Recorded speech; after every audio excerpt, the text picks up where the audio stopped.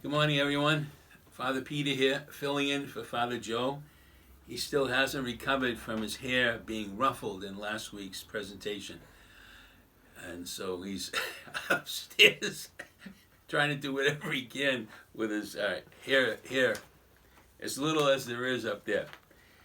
Just want to update you on a couple of things going on. As of January 1st, we got approval from the Cardinal to identify ourselves as Blessed Trinity Parish, with two churches, St. Anne's and St. Catherine's. There will be more information coming down the road about that and what that means and what it does not mean. We are one parish with two church sites. And the reason we're moving in this direction, as other parishes have, is to bring people closer together from their respective churches and to work together as one beautiful family of faith. The other issue I wanted to share with you is something that's transpired over the last week, especially down in Washington, and what it has brought about in my own life in terms of, first of all, a need of conversion in my life. It just occurred to me in reflecting on last week how I have not respected other people who chose to support the president, not only now, but in the whole campaign. And why that came about was really more out of arrogance on my part and a strong disagreement on different policies. Well, it's one thing to disagree with people on policies and issues, and that's acceptable. But we're always called to respect the individual. So that's why this coming week, probably after we do this session, I'll be writing a few letters to friends of mine who I feel I've disrespected, not really appreciated their point of view, and the difference between respecting the person and disagreeing with the person's policies. And I think that's so very important in our society, that we always grow in our ability to respect one another, not to demonize the other person. We can certainly disagree with their opinions. For example, some people really find a struggle on how does faith and our relationship to the Lord Jesus connect with real life issues.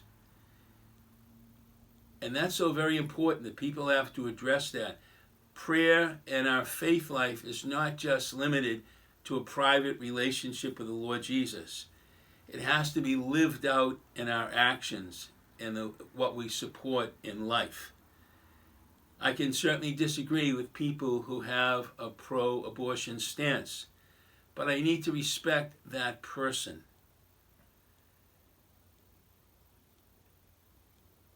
I can respect a person who disagrees with me on a number of issues, but I can disagree with their policies, which is so very, very important to make that distinction.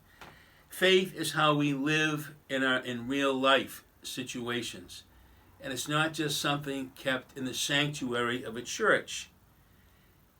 Privatization of faith is very, very destructive. Faith in our relationship to the Lord Jesus has personal implications, as I'm realizing in my own life and my need for conversion, but also in our social policies. What does the Lord teach? How does that bear upon the particular policy that I'm following or living or our country is pursuing? There's a wonderful quote from a very distinguished statesperson going back into the 17th century, or 18th actually. It's by Edmund Burke, and he was in the House of Commons, and he was a statesman. And part of this quote is associated with what was going on in France at the time, the way England was looking at that. And he says the following: "Rage and frenzy will pull down more in half an hour than prudence, deliberation, dialogue, and hope can build in 100 years." Think about that.